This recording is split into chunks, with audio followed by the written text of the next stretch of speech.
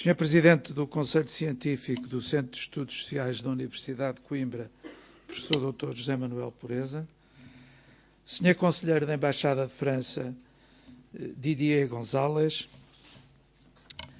caros conferencistas e participantes no colóquio, minhas senhoras e meus senhores, é com muito gosto que dou as boas-vindas a todos os participantes neste colóquio organizado pelo Instituto Francês em Portugal e pelo SES para promover um diálogo franco-português sobre um dos maiores desafios do nosso tempo, a promoção da mobilidade social em tempos de fraco ou inexistente crescimento das economias europeias e de um dramático aumento da taxa de desemprego, sobretudo dos mais jovens. Os números e perspectivas quanto ao desemprego em Portugal assumem uma tal ordem de grandeza que nos obrigam a repensar não só as políticas necessárias para a promoção de emprego, mas também reequacionar o mercado de trabalho no sentido de o tornar mais competitivo, sem comprometer nunca os fundamentos do Estado Social. Este é inquestionavelmente o maior flagelo económico e social com que o país se confronta e a sua dimensão não tem qualquer precedente na história contemporânea, na nossa história contemporânea. O desemprego crescente na Europa e com particular incidência em Portugal representa hoje o principal fator de exclusão social. A taxa de desemprego desde 2008 quase duplicou, se considerarmos a previsão para o final do ano, e apresenta um desvio superior a 40% sobre o valor previsto no memorando assinado com a Troika para o final de 2013. Segundo dados ontem divulgados pelo INE, o desemprego afeta já mais de 950 mil pessoas, das quais 150 mil com pelo menos um grau de ensino superior. Esta é uma realidade que atinge com maior peso os mais jovens. São já mais de 160 mil que representam 42% deste grupo etário, portanto, entre os 15 e os 24 anos. Esta situação é ainda mais lamentável se pensarmos que estamos perante a geração mais qualificada que Portugal já conheceu. No sentido de contribuir para a discussão que será realizada durante o dia de hoje, gostaria de partilhar convosco 2 pontos de reflexão que me parecem fundamentais para o debate sobre o estado da mobilidade social na Europa do Sul e, em particular, em Portugal. O primeiro resulta da existência de uma percepção generalizada de que os nossos jovens, como é natural, atribuem um enorme valor à sua integração no seio da comunidade em que nasceram, cresceram e estudaram, pese embora a importância da mobilidade social no espaço europeu. É em primeira linha no nosso país que estes jovens procuram oportunidades de integração económico-social, um domínio onde, mesmo em relação às comunidades imigrantes, revelamos uma tradição e apresentamos resultados muito positivos, quer no plano institucional, quer no plano social. Aliás, em relação à integração socioeconómica de imigrantes, um estudo internacional, também financiado pela Fundação Calouste Gulbenkian, o MIPEX, Migrant Integration Policy Index, colocou Portugal em segundo lugar, logo a seguir à Suécia e à frente de países com políticas muito positivas nesta área, como são a Noruega e o Canadá. O segundo ponto de reflexão decorre do precedente e prende-se com a necessidade de adotar políticas que favoreçam o emprego, assim fixando no nosso país o nosso mais valioso capital, o humano. Não podemos desperdiçar o enorme investimento que as famílias e a sociedade realizaram na formação e valorização de centenas de milhares de jovens. Não podemos assistir à perda de recursos insubstituíveis para a recuperação e modernização de Portugal. O que, a acontecer, significaria a transmissão à sociedade da mais errada e perigosa das mensagens, que o investimento em qualificações não compensa. Quando não há esperança para os mais preparados, que mensagem transmitir a todos os outros? A este propósito, gostaria de realçar a importância de iniciativas como uma cujo lançamento está a ser preparado entre a Fundação Calouste Gulbenkian e a Cotec, com o apoio do Instituto de Emprego e Formação Profissional, e a que chamaremos Movimento para o Emprego, que visa a promoção de estágios profissionais qualificantes para jovens licenciados. Mas a promoção de forma sustentável do emprego, sobretudo jovem, depende em grande medida de mais investimento privado em projetos que criem postos de trabalho e que contribuam para reforçar a competitividade do nosso país. Aliás, o investimento privado, com exceção de um ano, tem caído sistematicamente desde 2000, o que significa que não estamos sequer a substituir a capacidade instalada que tínhamos em 2000.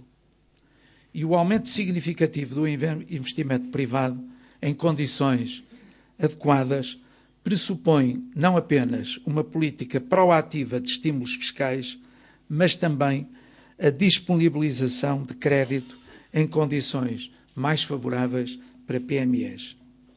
Em especial, os fundos estruturais europeus, quer os ainda não utilizados do atual quadro comunitário, quer os do próximo, deverão ser prioritariamente orientados para financiar o investimento privado, nomeadamente PMEs. Só assim se promoverá a mobilidade social, aumentando a integração no mercado de trabalho e assegurando em Portugal condições para um desenvolvimento económico e social mais justo. Muito obrigado. E um bom trabalho.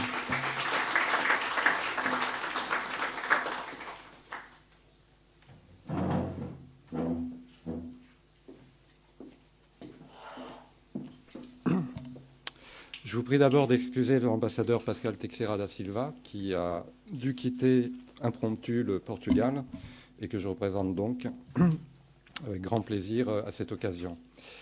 Et j'ai aussi le plaisir de remercier M. Arthur Santos Silva, le président de la Fondation Gulbenkian, une fois de plus pour son hospitalité et nous accueillir ici dans ce bel auditorium.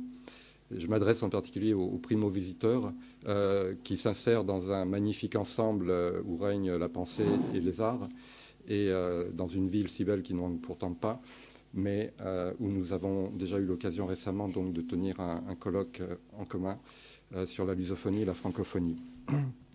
C'est donc l'occasion d'un nouveau partenariat, et cette fois-ci entre l'Institut français du Portugal et le Centre d'études sociales de Coimbra, et en particulier son antenne à Lisbonne, qui a joué un grand rôle dans l'organisation de ce colloque, sous la direction de son responsable, Manuel Carvalho da Silva.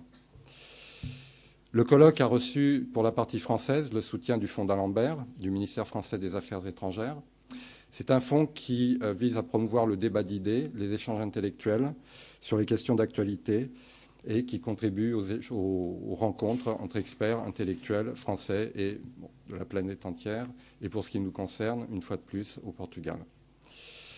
Je remercie les conférenciers, dont certains sont venus de France, naturellement, en particulier M. Serge Pogam, de l'École des hautes études sciences sociales du Centre national de la recherche scientifique, le Dr Boaventura de Sousa Santos, directeur du Centre d'études sociales, qui clôturera le colloque pour sa part, et avec une mention spéciale pour le Dr Elisio Estanque de l'Université de Coimbra, mais qui, pour l'occasion, a interrompu un séjour sabbatique au Brésil. Le débat d'idées ne manque pas de matière potentielle. Celle-ci qui nous réunit a été jugée pertinente dans la conjoncture actuelle, d'intérêt commun, pas seulement à la France et au Portugal, mais quand même en particulier.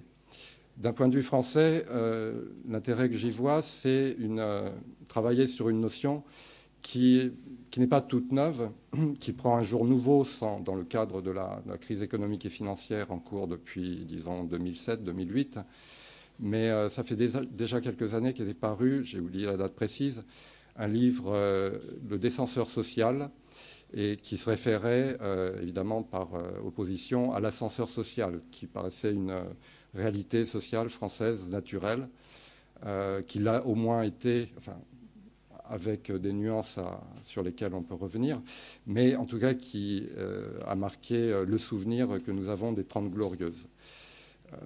Donc c'est dans ce contexte que peu à peu des mécanismes ont paru se gripper, que même ce qui paraissait des progrès sur, par exemple, la possibilité de pousser des études supérieures pour des jeunes issus de milieux qui s'y prêtaient moins naturellement et qui peu à peu grignotaient des parts de marché, entre guillemets, dans les places à l'université, dans les grandes écoles. Et ça fait déjà plusieurs années, bien avant la crise, que ces indicateurs se sont dégradés et on commençait à nourrir un sentiment de frustration, entre autres phénomènes qui aujourd'hui se manifestent par un pessimisme assez impressionnant de la part de nos compatriotes. Et ceci aujourd'hui donc dans un contexte renouvelé par la crise, mais aussi par les réponses à la crise, qui jusqu'à aujourd'hui ont pris la tonalité majeure de l'austérité, pour la résumer d'un mot, que tout le monde comprend, et même si la réalité qu'elle recouvre reste à déterminer et à composer avec les différentes composantes des réponses qui ont été apportées, notamment au niveau à l'échelle de l'Union européenne. Il n'y a pas eu seulement des politiques d'austérité, mais aussi des mécanismes de solidarité qui ont été mis en place et auxquels la France tient beaucoup et qui nous paraissent encore insuffisants. Mais c'est toujours un processus en cours et qui n'aura jamais de fin, comme la démocratie elle-même. Donc pour toutes ces raisons, le sujet paraît pertinent, nous a paru pertinent. Nous sommes heureux d'avoir trouvé des partenaires portugais, des intervenants portugais, français pour y réfléchir, essayer de creuser ces notions, essayer de sortir des évidences et des premières analyses à chaud. Et je souhaite donc que ce soit une occasion supplémentaire d'approfondir ce qui fait l'intimité de nos relations sur le plan intellectuel, scientifique, et que les travaux de ce colloque se déroulent donc de la meilleure manière et au profit de tous. Merci.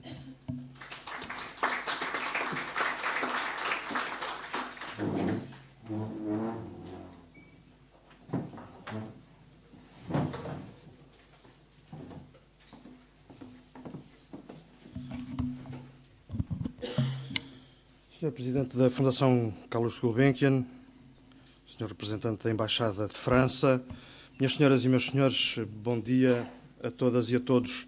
Eu tenho muito prazer, em nome do Centro de Estudos Sociais, de dar as boas-vindas a todas e a todos e de louvar uma iniciativa com esta temática, que uma iniciativa com esta temática se possa organizar em conjunto pelo Instituto Francês de Portugal, pela Embaixada de França, pela Fundação Carlos Gulbenkian, pela edição portuguesa do Le Monde Diplomatique e por nós, Centro de Estudos Sociais. Queria começar justamente por aí, para dizer que, na nossa perspectiva, o que estamos aqui a fazer hoje, em conjunto, é a fazer Europa a partir do seu legado mais importante, que é o de um pensamento crítico sobre nós mesmos. O mais importante que a Europa nos dá neste momento é justamente a capacidade de refletirmos criticamente sobre o caminho que estamos a trilhar, em vista daquilo que é um património que se foi adquirindo, feito de luzes e de sombras, mas desejavelmente em vista de uma sociedade mais justa, mais igual e mais decente. Deste ponto de vista, o facto de estarmos aqui hoje, gente de França e gente de Portugal, creio que mostra bem que é assim que devemos encarar a nossa condição de europeus. Nós somos franceses, os franceses são portugueses, nós somos todos gregos, somos todos cipriotas, somos todos europeus. E é por isso que estamos a fazer esta conferência desta maneira, nesta casa e com este objetivo. Queria só, muito brevemente, em 2 minutos, fazer um apontamento sobre a temática deste dia de trabalho. Dizendo o banal, e o banal é dizer o seguinte: até há tão pouco tempo nas nossas vidas, a expressão mobilidade social significava ascensão social. E hoje, aqui, nesta Europa também, mobilidade social significa cada vez mais inapelavelmente descida social, afundamento social. E o discurso dominante na política, na academia, faz exatamente a apologia dessa descida social. Faz essa apologia justamente em nome de um certo conceito de mobilidade. Faz a apologia da chamada saída da zona de conforto. Sendo que a zona de conforto se confunde invariavelmente com a zona onde há direitos, onde há promessa de maior dignidade. Isso é dito como sendo a zona de conforto, e o discurso dominante diz que temos que sair dessa zona de conforto. Não diz que temos que descer, mas faz-nos adivinhar que o que vai acontecer é que vamos mesmo descer. E creio que isto nos leva a 2 reflexões muito importantes no nosso tempo. A primeira é de que o nosso tempo, como o Dr. Artur Santos Silva, peço desculpa, referiu há pouco, o nosso tempo tem a marca da retirada, para dizer a palavra mais suave que conheço, da retirada à grande maioria das pessoas de qualquer horizonte de inserção ascensional no tecido social. Retirada é a palavra mais soft que eu sou capaz de colocar aqui. Para a grande maioria das pessoas, e sobretudo para as camadas mais jovens, cerca de 65% na Grécia, cerca de 42% em Portugal. Para estas pessoas, a vida, assim, deixou de ser um projeto, passou a ser um exercício de pilotagem. E quando a vida se transforma num exercício de pilotagem, os horizontes são extraordinariamente preocupantes, para dizer o mínimo. E a segunda nota de referência é de que, de alguma maneira, as nossas sociedades europeias, a portuguesa, desde logo, vive hoje uma situação paradoxal. É que nós estamos cada vez mais iguais em perda. Estamos cada vez mais iguais em afundamento e em empobrecimento. E, todavia, estamos cada vez mais desiguais entre camadas sociais, classes sociais. Ou seja, a desigualdade entre uns poucos muito ricos e uns muitos cada vez mais pobres, essa desigualdade não para de crescer à medida que o Estado Social é objeto de uma ofensiva destruidora sem memória no tempo da democracia portuguesa. É por tudo isto que esta iniciativa, na qual o SES participa com toda a convicção e com todo o entusiasmo e com as suas capacidades de produção de conhecimento, é justamente por isso que um dia de trabalho sobre esta matéria, sobre esta questão, é para nós da maior importância. Assim realizamos a nossa responsabilidade de académicos, assim realizamos a nossa responsabilidade de europeus, assim realizamos a nossa responsabilidade de cidadãos. Muito obrigado.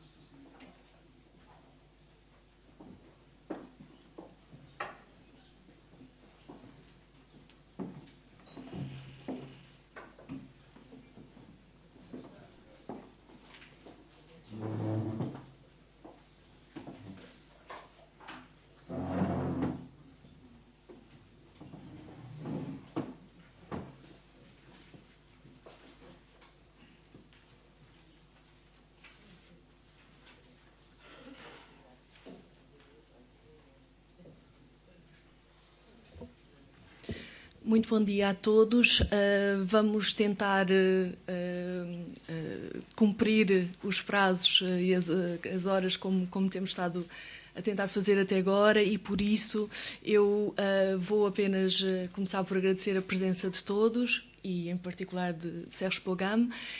Agradecer ao núcleo central de organização desta conferência, que foram de facto o SES, o Instituto Franco-Português, e a Fundação Carlos Gulbenkian, e fazer-vos apenas uma breve introdução, uma breve apresentação sobre Serge Pogam, para depois passar imediatamente à apresentação que nos irá fazer, para a qual teremos cerca de 25 minutos, e depois, se correr tudo bem, ainda teremos algum espaço para discutir um pouco esta mesma apresentação com todos. Portanto, eu começarei por vos dizer que Serge Pogam é, como sabem, sociólogo, doutorado pela Escola de Altos Estudos em Ciências Sociais em 1988, hoje é diretor de investigação no CNRS, do Centro Nacional de Investigação Científica, e diretor de estudos na mesma escola onde se doutorou, no EHESS. É também, criou e dirige a coleção Le Lien Social e a revista académica Sociologia nas edições da Express Universitaire de France. É internacionalmente conhecido pelos trabalhos que tem realizado sobre temas que vão estar durante todo o dia hoje no centro da nossa reflexão e debate: as desigualdades, as rupturas sociais e as formas contemporâneas dos vínculos sociais.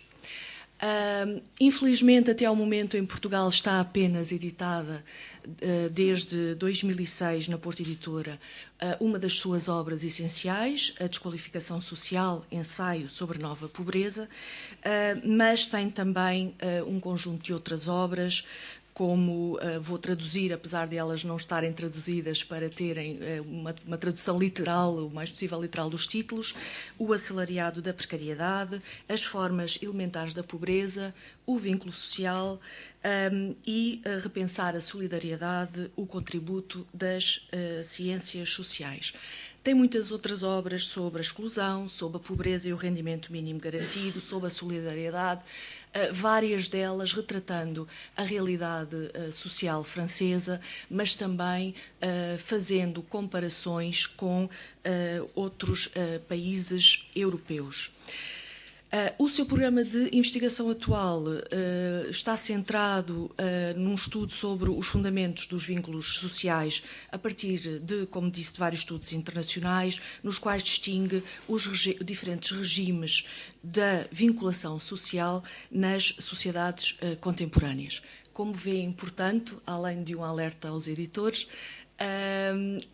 fica um pouco os estudos que estão a ser desenvolvidos por Serge Pogam já há tanto tempo, que nos levam a pensar, como verão pela sua conferência de abertura deste colóquio, que quando se está a trabalhar já há muito tempo sobre temáticas que são centrais ao funcionamento e à evolução das sociedades, em momentos de crise como aquela que estamos a viver, dá frutos, porque nos permite depois fazer análises muito centradas nas realidades específicas de cada país. O tema será então uma interrogação sobre, portanto, a desqualificação, a desclassificação ou a desqualificação social. Interroga-nos sobre a diferença entre estes dois termos para melhor interpretar os efeitos da austeridade. Dou, portanto, a palavra a Serge Pogam. Soyez le bienvenu et merci d'être avec nous.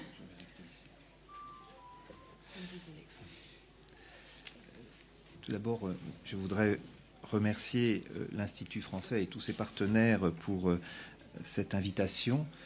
C'était pour moi un plaisir d'être dans cette assemblée pour présenter, le thème de cette conférence, pour introduire le thème de cette conférence. je voudrais, comme cela a été précisé, insister sur la différence entre déclassement et disqualification sociale. En fait, le thème de la mobilité sociale descendante est au cœur de ce colloque international. Non seulement on pourrait dire que l'ascenseur social ne fonctionne plus, cette expression, on l'utilise souvent en France, je pense au-delà, non seulement cet ascenseur social ne fonctionne plus en temps d'austérité, mais il prend peut-être un sens tout à fait particulier, celui d'être en quelque sorte inversé. On va parler de descente sociale. Le contexte du Portugal correspond bien aujourd'hui, me semble-t-il, à cette problématique. Ce n'est pas le seul pays en Europe, mais les difficultés dans ce pays me semblent particulièrement vives, comme cela a été rappelé dans les introductions. 40%, d'après les chiffres, 40% des jeunes de moins de 25 ans sont au chômage. Le chômage est en très forte progression, cela a été dit, 16% dans le pays, un taux de chômage de longue durée particulièrement élevé, ce qui nous conduit donc à réinterroger la question de la mobilité sociale et notamment du déclassement. Alors quand on étudie la mobilité sociale, on distingue généralement la mobilité sociale intergénérationnelle et la mobilité sociale intragénérationnelle. Dans le déclassement, on entend finalement un mélange des deux. Le déclassement peut être un déclassement par rapport à ses parents, par rapport au statut social de ses parents, mais le déclassement peut être aussi un déclassement tel qu'on le vit dans sa propre carrière, après avoir connu une phase ascendante ou un certain statut social, on voit celui-ci remis en question.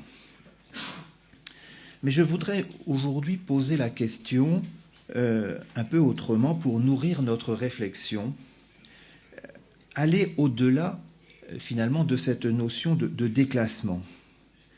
Car la question qui me semble posée par le processus à l'œuvre est celle, me semble-t-il, d'un risque de disqualification sociale, au sens d'une menace qui affecte non seulement la question du statut social, mais tout simplement l'attachement de l'individu à la société. D'où la nécessité, me semble-t-il, d'interroger l'ensemble des liens sociaux, d'avoir recours à une théorie de l'attachement. Qu'est-ce qui fait qu'un individu est attaché à la société et en quoi cet attachement peut être remis en question? Me semble-t-il, il y a à aller un peu plus loin que la notion de déclassement qui implique que l'on reste malgré tout intégré dans une classification. Ici, me semble-t-il, on peut poser la question de la possibilité de ne plus être vraiment intégré socialement. Alors je voudrais, dans mon intervention, aborder la question de la façon suivante. Tout d'abord, je voudrais rappeler ce que l'on entend par disqualification sociale et en quoi cette notion de disqualification sociale est différente de celle de déclassement. Je voudrais aussi essayer, dans un deuxième moment, de rappeler dans quelle mesure le Portugal, dans cette période d'austérité, est touché par ce processus de disqualification sociale. Qu'est-ce qui permet de dire que le Portugal est touché par ce processus et quelles sont les spécificités de ce processus donc, dans ce pays. Et enfin, troisième partie de mon exposé, je voudrais m'intéresser aux formes de résistance que l'on peut observer en Portugal, notamment face à ce processus de disqualification sociale. Donc, premier point, qu'est-ce que la disqualification sociale? Tout d'abord, ce concept que j'ai élaboré renvoie au contexte des années 80 et 90, notamment en France, au moment où je réalisais mes premiers travaux sur la question de la pauvreté, ou de la nouvelle pauvreté, selon l'expression qu'on utilisait à l'époque. La disqualification sociale renvoie à un contexte particulier, celui tout d'abord d'un chômage de masse, que l'on a parfois qualifié d'un chômage d'exclusion. La réalité est que des franges importantes de la population active ne sont plus ou n'arrivent plus à être indemnisées au titre du chômage. C'est la question des fins de droit. Et après cette période où on est en fin de droit, lorsqu'il n'y a pas de revenu minimum, on entre véritablement dans une phase extrêmement difficile sur le plan financier. Même avec la mise en place d'un revenu minimum, on entre alors dans une phase qui est caractérisée par l'assistance. Le phénomène massif en Europe, pendant cette période de crise des années 80 et 90, a été l'augmentation considérable des personnes qui sont passées donc d'un régime d'assurance, d'indemnisation du chômage, à une carrière qui prenait son sens au titre de l'assistance. Ce phénomène constitue un véritable fait social que l'on a caractérisé par l'expression de crise de la société salariale, qui montrait finalement qu'on pouvait se trouver dans une situation que Robert Castel a qualifiée notamment dans la dernière partie de son œuvre de précariat. On sort du salariat, on rentre dans le précariat et on est dépendant des services d'action sociale. Alors, Simmel, déjà au début du siècle, s'interrogeait justement à la signification de cette catégorie. La pauvreté, au sens moderne, quand on n'est plus intégré dans le régime du travail, quand on n'est plus intégré dans la société salariale, quand on n'est plus protégé par la protection et par les assurances sociales, on devient finalement un pauvre et rien qu'un pauvre. C'est-à-dire qu'il n'y a plus de statut social. Dans la hiérarchie des statuts sociaux, il n'y a plus de statut social défini par une activité qui prend son sens au sens de la société salariale et du modèle de production qui caractérise la société. Si bien que ce processus est un processus qui conduit inévitablement à la stigmatisation, à une certaine humiliation, car il n'y a plus donc d'autres critères que celui de la pauvreté pour être défini socialement. On n'est même plus ouvrier, on n'est même plus commerçant, on n'est même plus employé, on n'est même plus cadre, on est tout simplement un pauvre et on n'a pas d'autres caractéristiques que celles-là pour être défini socialement. Alors, ce processus se traduit aussi dans les années 80 et 90 par ce que l'on constate également, une explosion de la précarité des emplois. Ce n'est pas simplement le chômage de masse, c'est aussi en même temps une augmentation de ces formes de précarité des emplois. C'est la question que j'ai traitée dans le livre « Le salarié de la précarité », en distinguant notamment les formes de précarité dans le travail, les formes d'insatisfaction dans le travail liées à l'intensification du travail, au stress dans le travail, à l'affaiblissement des collectifs dans le travail, mais aussi bien entendu à la question de l'instabilité des emplois qui conduit inévitablement à des problèmes d'intégration professionnelle. Alors, ce phénomène que l'on rencontre se traduit par finalement la remise en question d'un lien social essentiel, celui qui rattache à finalement au monde du travail, à la société organisée autour du travail. Ce lien, je l'appelle le lien de participation organique. J'utilise volontiers cette expression de participation organique en référence au concept de solidarité organique de Durkheim, qui insistait sur le fait que dans le monde moderne, les individus sont complémentaires les uns des autres dans le processus de qui conduit donc au travail. Chaque individu doit tirer son utilité de cette complémentarité des fonctions dans le monde du travail. Et donc, c'est ce lien de participation organique qui me semble être considérablement remis en question dans le contexte dont je vous ai parlé. Avec une double dimension, une dimension qui renvoie à la protection et une dimension qui renvoie à la reconnaissance. En fait, chaque type de lien social, dans la théorie des liens sociaux que j'élabore, renvoie à cette double dimension de la protection et de la reconnaissance. Dans le lien de participation organique, il me semble assez clair de noter que, justement, le fait d'être en période de précarité de l'emploi et d'être confronté à des expériences de chômage conduit à un déficit de protection. L'individu est vulnérable parce que, justement, le lien qui le rattache à l'emploi ne lui permet plus d'obtenir les protections qu'il pouvait avoir jusque-là.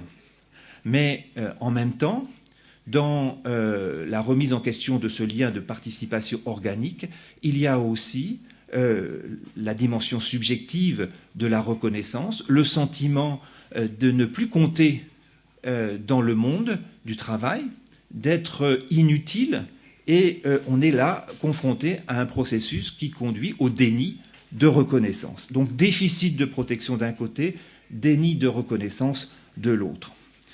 Telle est, me semble-t-il, la logique qui conduit à la disqualification sociale. Un individu qui n'est pas suffisamment protégé, qui ne peut pas compter sur sa participation au monde du travail pour être intégré socialement, et un individu qui ne se sent pas utile au fonctionnement social est profondément disqualifié. Donc l'individu disqualifié, socialement disqualifié, c'est cet individu qui manque de protection et de reconnaissance.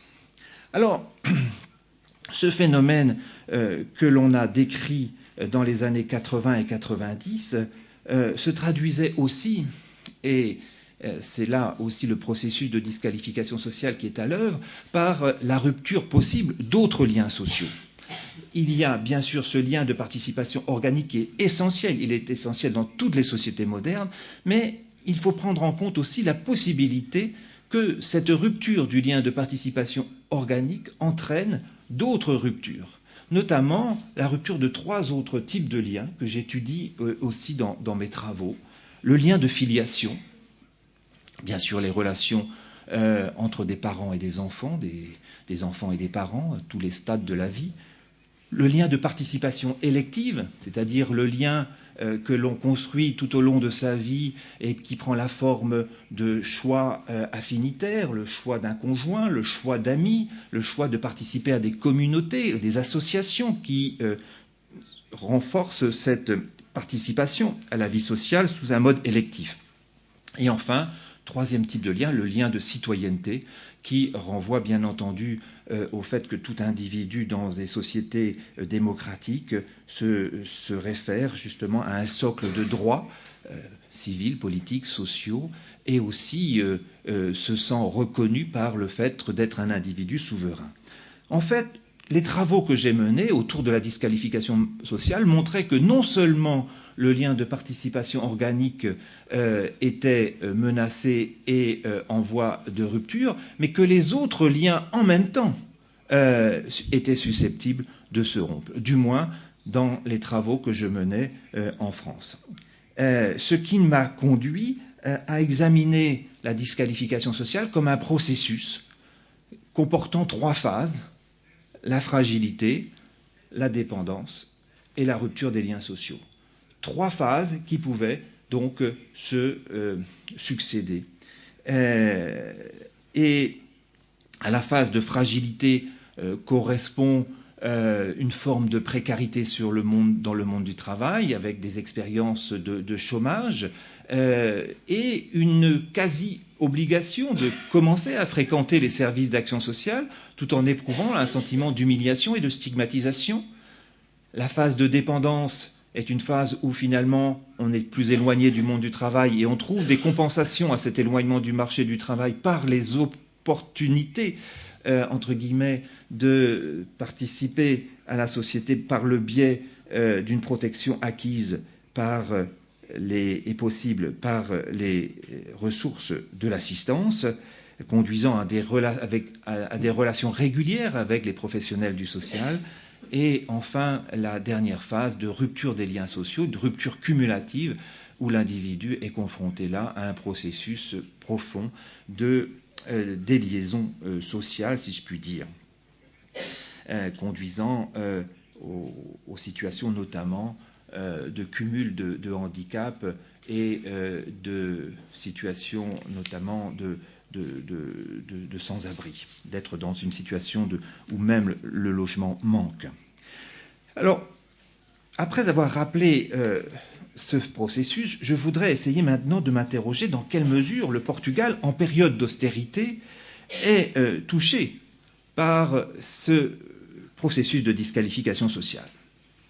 Dans mon livre « Les formes élémentaires de la pauvreté », que j'avais publié en 2005, le Portugal, déjà, quand l'analyse que je pouvais faire, à partir notamment des données que je vais collecter à l'échelon européen, le Portugal était proche de la forme de pauvreté que j'avais qualifiée de pauvreté intégrée, au sens où la pauvreté était globalement plus importante que dans d'autres pays, notamment des pays du Nord, de même que la Grèce, l'Italie, l'Espagne, l'Italie du Sud notamment.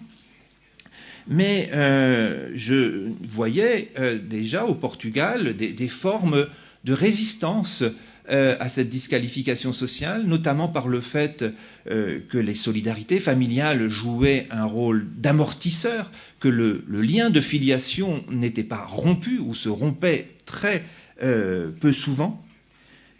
Et je voudrais aujourd'hui essayer de voir si justement cette situation s'est maintenue ou non. Et il y a donc une réédition récente des formes élémentaires de la pauvreté à l'occasion d'une traduction également en italien, et j'ai pu donc tenir compte dans cette réédition des effets de la crise de 2008, crise financière et économique, avec de nouvelles données. Et c'est ce travail qui m'a permis justement de regarder de près ce qui s'est passé au Portugal à partir donc de cette nouvelle donnée. Donc, le chômage, je n'en parle pas, et de la précarité professionnelle non plus, parce que cela est connu. La question est de savoir si ce lien de participation organique qui est fortement affecté au Portugal a des incidences, et lesquelles. Alors tout d'abord, je voudrais traiter la question de la stigmatisation, qui était essentielle dans le processus de disqualification sociale. La stigmatisation notamment des pauvres et des chômeurs. On pourrait penser que dans un pays où le chômage est très important, où les individus au chômage n'y peuvent rien parce que la crise est d'une telle violence, d'une telle force que ne pas avoir un emploi, ne pas pouvoir travailler, ce n'est pas une faute personnelle, on pourrait penser que dans ce contexte, la stigmatisation serait beaucoup plus faible. Or, je me réfère justement à une enquête sur la perception de la pauvreté et de l'exclusion en Europe, qui a été réalisée en gros depuis le milieu des années 70. On renouvelle cette enquête, et la dernière qui a été réalisée est une enquête de 2009 que j'ai examinée pour la comparer aux autres enquêtes du même type. Et donc, dans cette enquête, il y a une question importante qui s'adresse donc à l'ensemble de la population d'un pays, et on demande finalement aux personnes d'expliquer les raisons de la pauvreté dans le pays. La pauvreté, finalement, est due à quoi? Alors, traditionnellement, on voit émerger, quand on pose cette question, deux explications qui s'opposent. L'explication de la pauvreté par la paresse. S'il y a des pauvres, c'est parce que les pauvres ne sont pas suffisamment actifs dans la recherche d'un emploi.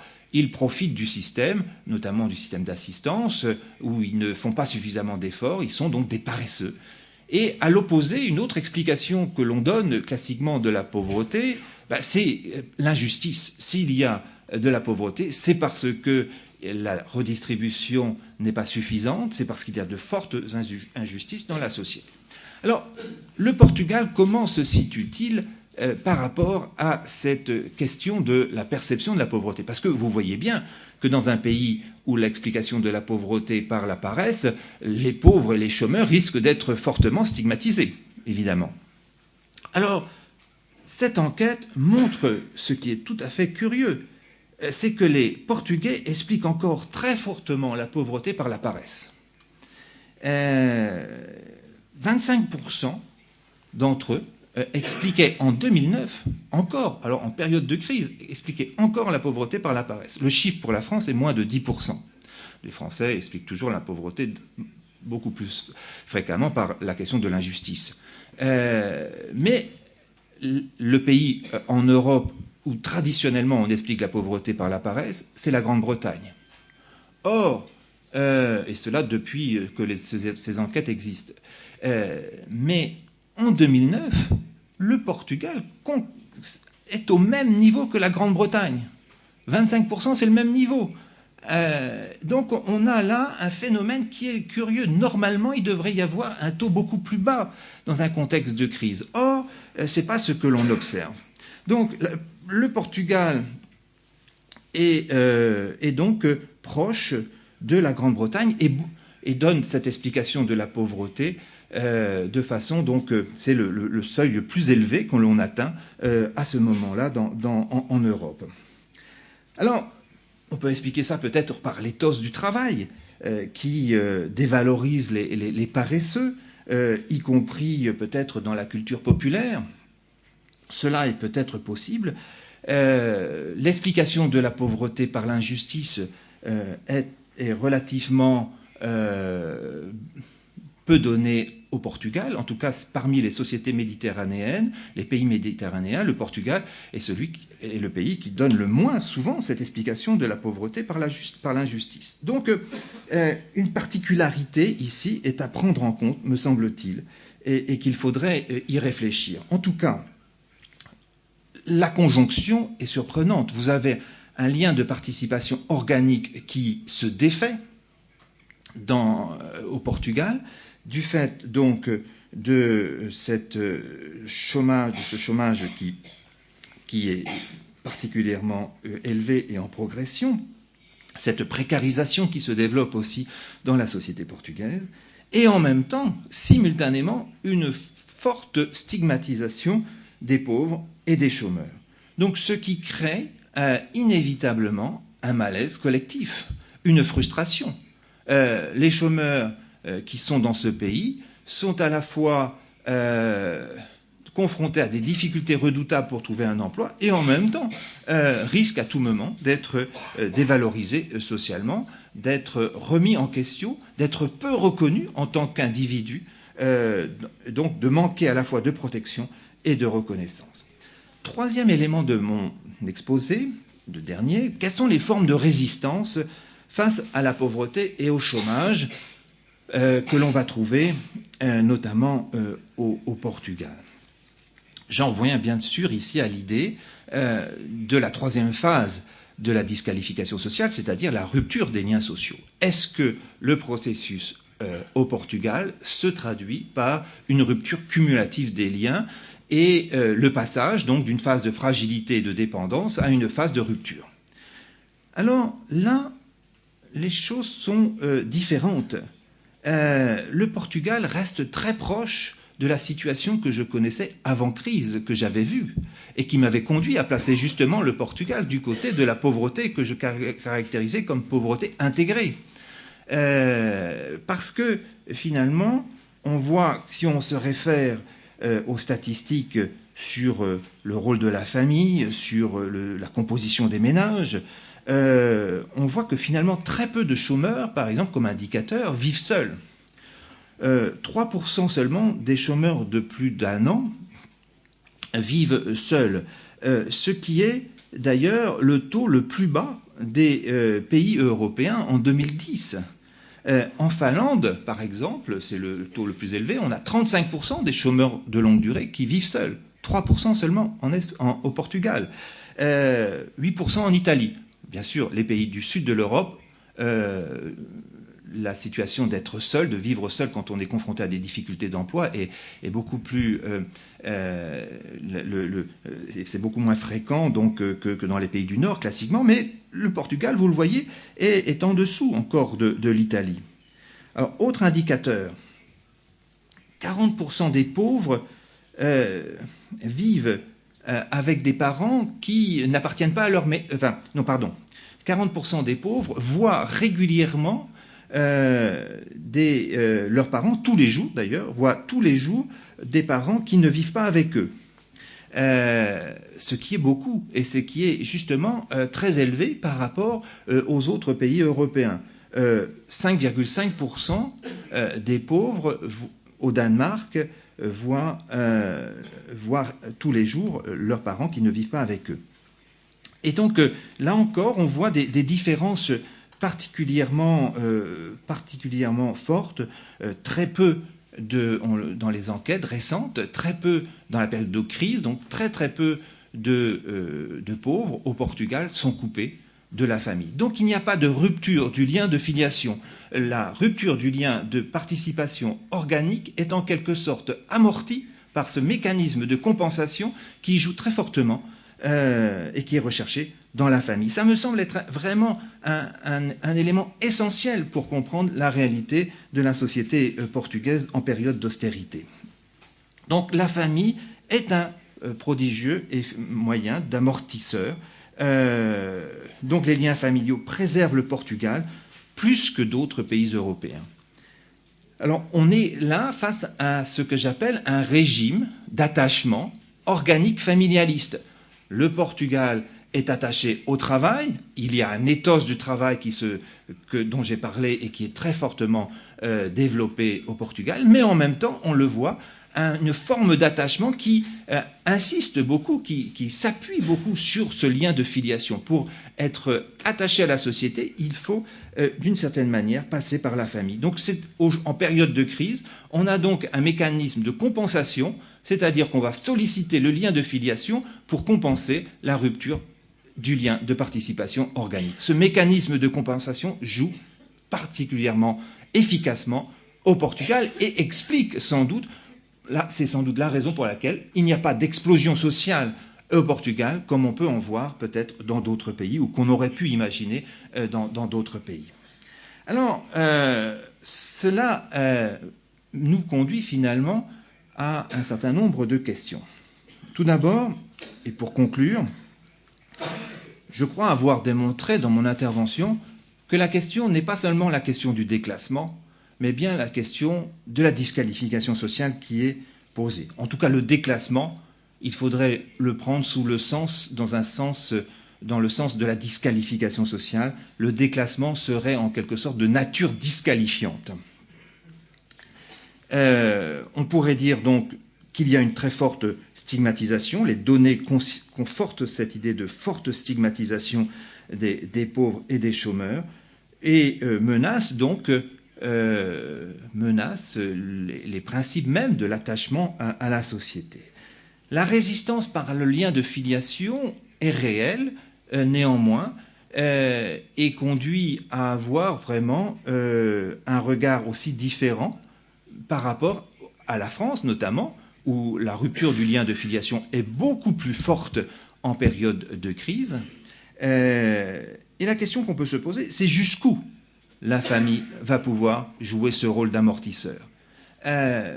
On le voit encore, ça résiste très nettement, mais est-ce que cela va pouvoir tenir longtemps? Et déjà, on peut se poser la question, dans certains cas, certainement, que la famille ne peut plus. Et la réponse alors, quand la famille ne peut plus prendre en charge la question de la pauvreté, qu'est-ce qui se passe? L'émigration. La question, elle se passe de cette façon-là, à partir du moment où la famille ne peut plus prendre en charge, parce qu'elle est également touchée par le processus de disqualification sociale, il ne reste plus qu'une solution, émigrer. et c'est bien ce qui se produit, me semble-t-il, actuellement au Portugal, un phénomène qui prend une forme vraiment très prononcée, qui est en augmentation. On parle beaucoup d'une émigration vers les pays émergents, notamment le Brésil, en raison des liens, bien entendu, du Portugal avec le Brésil, mais aussi, on le voit, les Portugais sortent aussi de leur pays pour se diriger en Allemagne, mais aussi encore en France. On voit dans l'immigration portugaise qui est relativement limitée maintenant, mais il y a quand même une augmentation récente des jeunes Portugais qui arrivent en France aussi. Je dirais donc que la phase de la fragilité et de la dépendance de la disqualification sociale sont devenues très courantes au Portugal. Donc, le processus de disqualification sociale est à l'œuvre, mais que le phénomène de la rupture cumulative est en grande partie évité par la famille d'une part et par le processus d'émigration d'autre part. Mais alors, la question que l'on se pose, dans un pays qui voit partir en masse ces jeunes, est un pays qui est aussi menacé dans son avenir.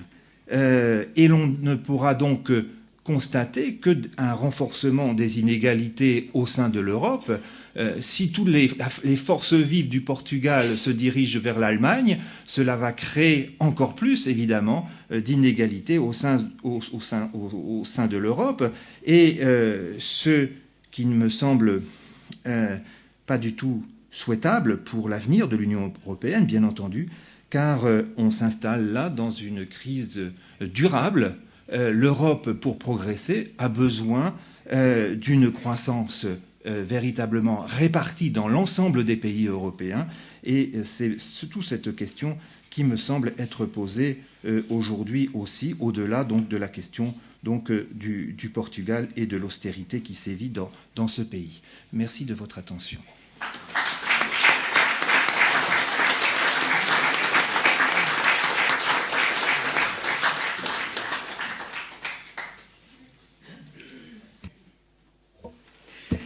Muito obrigada. Creio que temos aqui conjunto de reflexões e de pistas que são extremamente úteis para abordar conjunto muito variado de questões.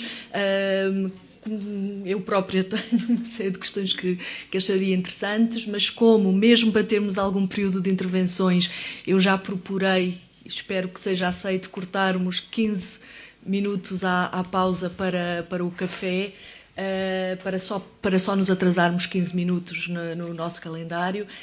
Passava a palavra a quem quisesse colocar alguma questão, fazer algum comentário. Há pelo menos um microfone na sala que eu vejo. Exato. Portanto, se quiserem tomar da palavra, já há aqui um pedido de palavra. Faz favor. Não é propriamente uma questão, é mais um comentário, uma espécie de eco a uma expressão que Serge Pogam utilizou e que me tocou bastante. A definição de desqualificação social ou de desqualificado social como chegando ao ponto de não ser senão um pobre, rien qu'un pauvre. E recordei-me de uma frase que uma vez vi, acho que foi num romance de Dostoiévski, Les Possédés, não me lembro nem da cena, nem nada, mas só me lembro da frase, que é uma frase muito significativa nesse sentido. Eu já não sei... Dai-me nada para fazer e eu serei nada. Não sei se no original da tradução francesa está je serai rien ou je deviendrai rien. De qualquer maneira, liga isto com uma notícia que hoje vi nos jornais, que é que a única criação de emprego atual em Portugal teria sido dos empregos com salários de cerca de 300 euros. Isto é, muito abaixo, não só do salário mínimo, como do referencial de pobreza. A partir daí, o meu cérebro lembrou-se das mini-jobs na Alemanha, dos 3 euros a hora, etc. Ora bem, este é um ponto. O outro ponto é que, felizmente, no nosso país, continuamos ainda a ter a possibilidade de resistir a esta pobreza destruidora da pessoa humana, porque quando a pessoa chegou ao ponto de não ser je ne suis plus qu'un pauvre, ou eu não serei nada, isto é absolutamente destruidor. Felizmente ainda temos isso. Resta saber, mas deixo isso também para outros sociólogos e economistas, se a pressão sobre as pensões atuais não vai tornar quase impossível que as famílias continuem, sobretudo os reformados, em que eu me situo já há muitos anos, continuem a apoiar os seus filhos e os seus netos, que cá ficarem, porque infelizmente o nosso futuro está a ir embora. Muito obrigado. Enquanto pedia para levar o microfone ali, a Ana Benavente está ali. Esta última questão tem bastante interesse e pode ajudar-nos também a explicar que podemos estar perante um salto qualitativo quando se faz agora uma série de medidas muito direcionadas para as pensões de reforma. Ana Benavente. Bonjour. Anna Benavente, je voulais vous remercier et vous demander si vous avez fait un croisement entre ces données de ces enquêtes et le niveau de qualification des pays. La deuxième question a trait à cet aspect qu'au Portugal, on considère encore à une écrasante majorité que ceux qui n'ont pas de travail, c'est qu'ils sont paresseux.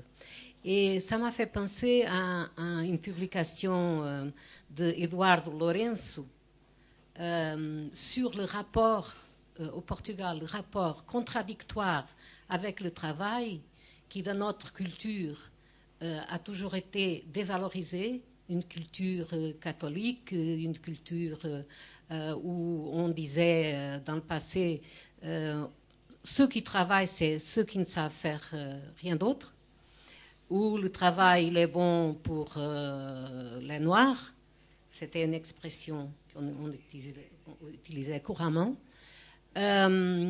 Et en fait, on est un peuple, comme les autres peuples peu qualifiés, écrasé de travail. Mais le travail a été toujours peu reconnu comme signe de distinction, la distinction étant, et aujourd'hui encore je crois, la famille de laquelle on provient, on descend, le nom de la famille, les charges qu'on occupe, etc.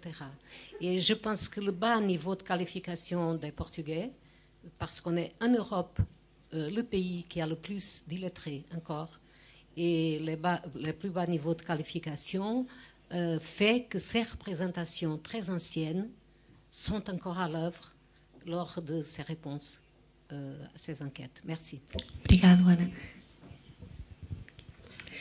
Eu queria pedir-vos, para ainda poder dar a possibilidade aqui a Sérgio Pogano de poder responder, queria pedir-vos que durante a próxima intervenção, quem quisesse ainda colocar alguma questão ou fazer algum comentário que a fizesse, senão depois teremos com certeza, durante a pausa e durante o resto do dia, a oportunidade de colocar novamente mais questões.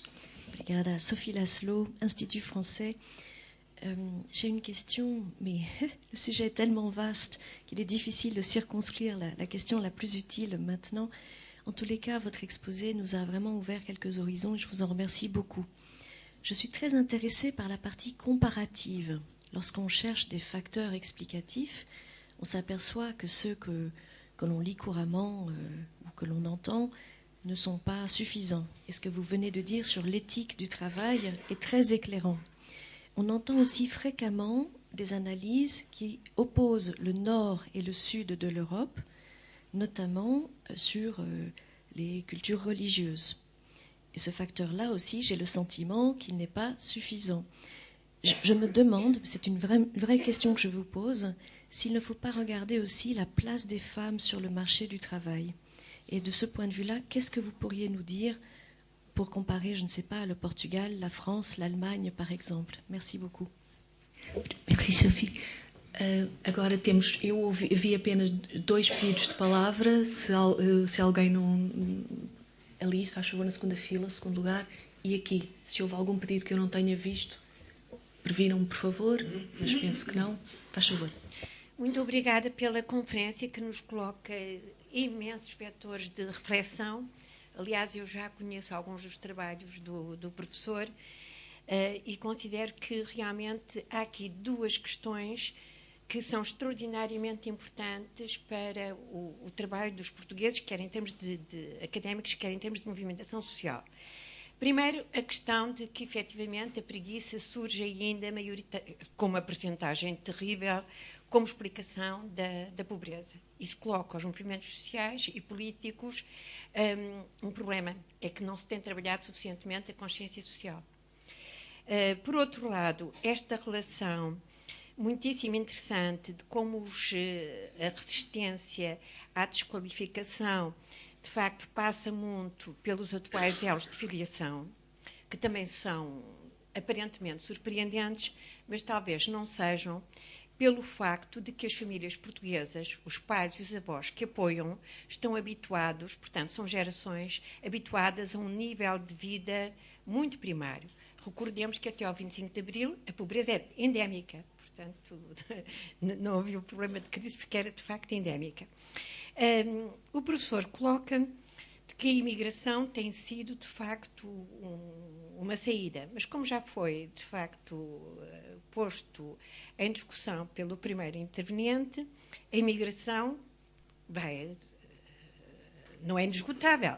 Além do mais, que a imigração é de facto são os jovens com maior capital cultural no qual as famílias têm investido. Ora bem, pós-imigração, como é que a sociologia está a pensar o problema dos comportamentos desviantes, há estudos já sobre esse ponto de vista, e da conflitualidade social? Não é por acaso, de facto, como o professor disse, que a conflitualidade social é menor em Portugal, mas como é que essa conflitualidade social se vai colocar num futuro próximo, não somente em Portugal, como em toda a Europa, em que assistimos àquilo que a Hannah Arendt já dizia no final, ou em meados dos anos 50. Estamos a caminhar para uma sociedade de trabalhadores sem trabalho. Muito obrigada. Última intervenção.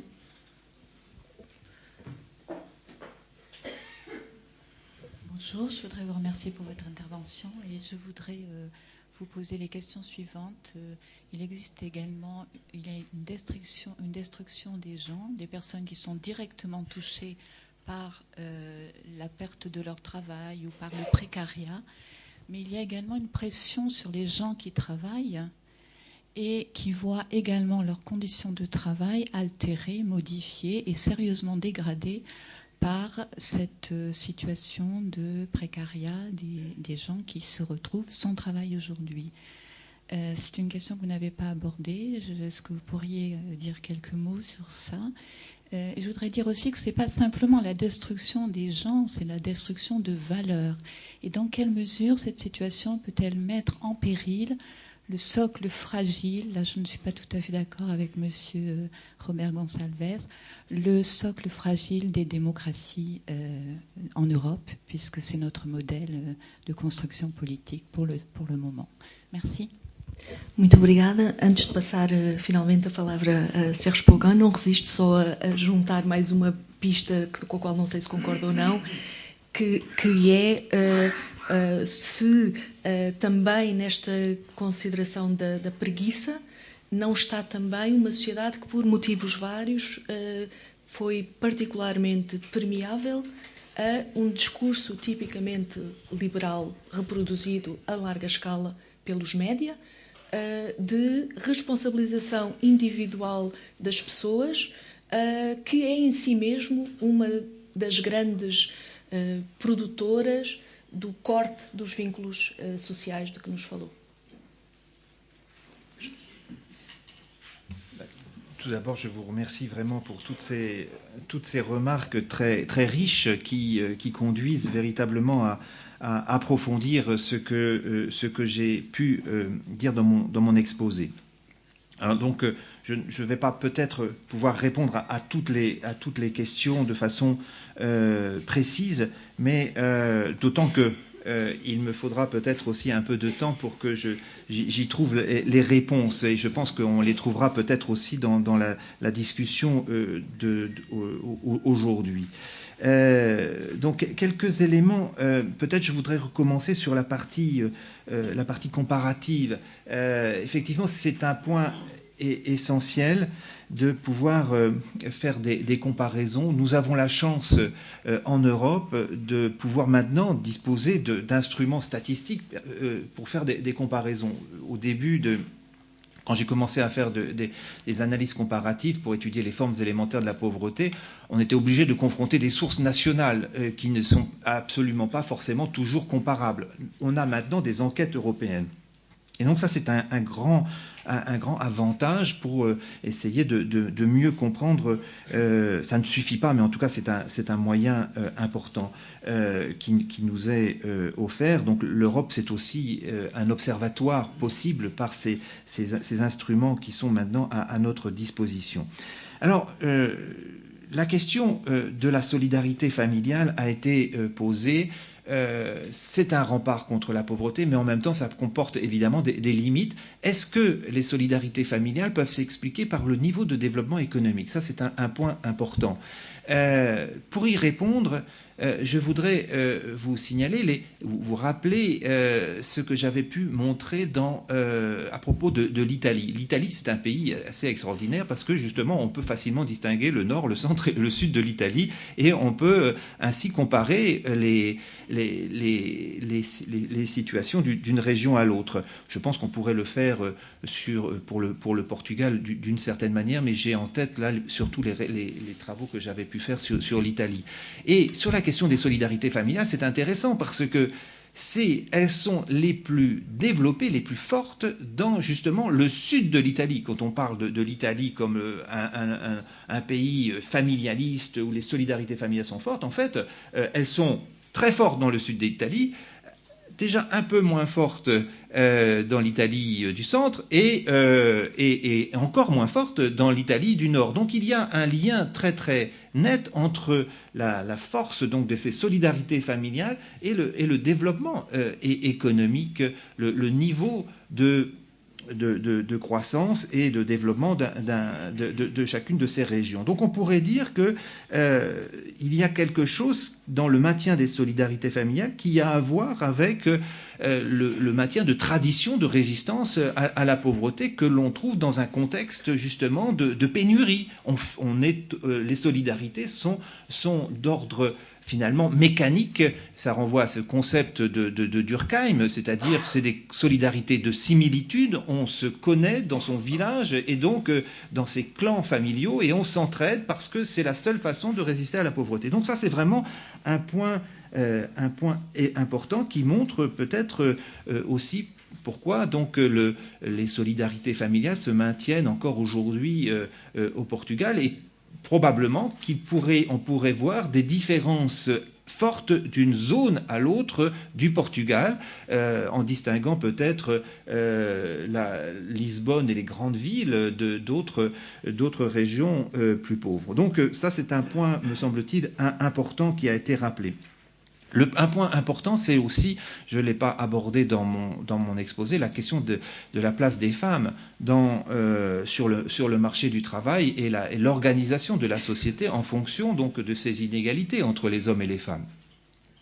Dans les pays du sud de l'Europe, justement, les femmes sont encore plus souvent que dans d'autres pays européens, en quelque sorte, entre guillemets, je mets ça en des guillemets, bien sûr, condamnées à jouer un rôle de premier plan dans la sphère domestique, avec moins de chances justement d'autonomie professionnelle.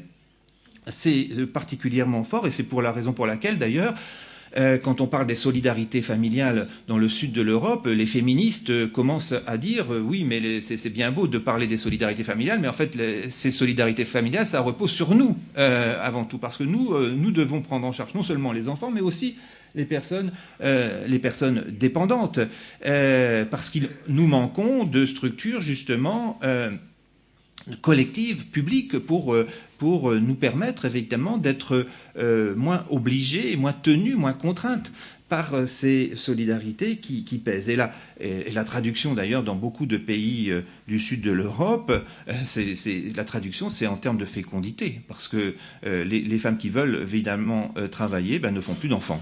C'est exactement ce qui, me semble-t-il, se produit. Donc oui, je pense qu'il faut insister sur cette dimension de la place des femmes sur le marché du travail. Ça, c'est vraiment important. Il y avait une question aussi qui me semble importante et à laquelle je peux répondre sur la pression sur les gens qui travaillent, sur la pression dans le travail. Je l'avais un tout petit peu évoqué au début de mon exposé quand je parlais justement de la double dimension de la fragilité du lien de participation organique, en insistant sur la dimension du chômage, mais aussi sur la dimension de la précarité du travail. La précarité du travail, elle est liée justement à cette intensification du travail qui accroît la pression sur une partie de la main-d'œuvre, en particulier, et cela est très net, la main-d'œuvre faiblement qualifiée. Donc les inégalités dans le monde du travail, elles sont particulièrement vives et elles conduisent aussi à un phénomène, je ne crois pas que cela a pris autant d'importance au Portugal, mais on parle beaucoup de suicide au travail. Le phénomène, en tout cas en France, est posé. Et récemment encore, un jeune salarié de Renault s'est suicidé. Donc on a, dans ce contexte, ce n'est pas simplement la perte de l'emploi qui conduit au suicide, mais c'est aussi la pression dans le travail et la faible reconnaissance des salariés. Donc le processus d'individualisation à l'œuvre dans le monde du travail, qui est une constante dans l'évolution des modes de travail, conduit finalement l'individu à se sentir davantage responsable de toutes les difficultés qu'il peut ressentir quand il travaille, et donc il ne se sent pas suffisamment armé pour faire face aux exigences et à la pression que l'on met sur lui, ce qui peut se traduire par une crise très très profonde. Donc je vous suis entièrement sur ce point-là. Je voudrais... alors, vous avez insisté aussi sur la question de l'éducation. C'est un point essentiel que je n'ai malheureusement pas pu aborder, mais je retiens toutes vos interprétations sur la question de l'éthos du travail, tout ce que vous avez pu dire, parce que je crois qu'il faut effectivement aller dans votre sens pour pouvoir porter un diagnostic plus fort encore sur la situation du Portugal au regard donc de cette culture du travail en relation avec globalement la faible niveau de qualification de franges importantes de salariés. Et vous avez noté aussi la question de l'illettrisme qui peut être responsable, en partie responsable donc comme facteur explicatif donc de ces représentations encore très vives qui conduisent donc à considérer les pauvres et les chômeurs comme paresseux. Et votre dernière question sur le rôle des médias, sur l'attitude qui sévit justement en Europe, je crois qu'effectivement les valeurs de la solidarité, je l'avais constaté en France quand on avait organisé dans un collectif un ouvrage qui s'intitulait « Repenser la solidarité », je remarquais, et nous remarquions, l'ensemble des universitaires qui s'étaient réunis pour réfléchir sur la solidarité, sur le fait que, justement, aujourd'hui, dans les médias notamment, on met beaucoup plus souvent l'accent sur la responsabilité individuelle que sur la responsabilité sociale et collective.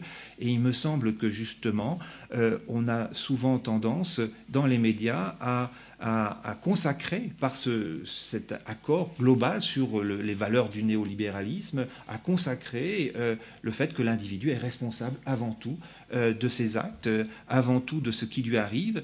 Et me semble-t-il, on a, je crois, à réfléchir et à défendre, nous autres chercheurs, mais aussi les autres acteurs, à défendre justement les valeurs de la solidarité au sens de la doctrine du solidarisme à laquelle je me réfère dans mes travaux.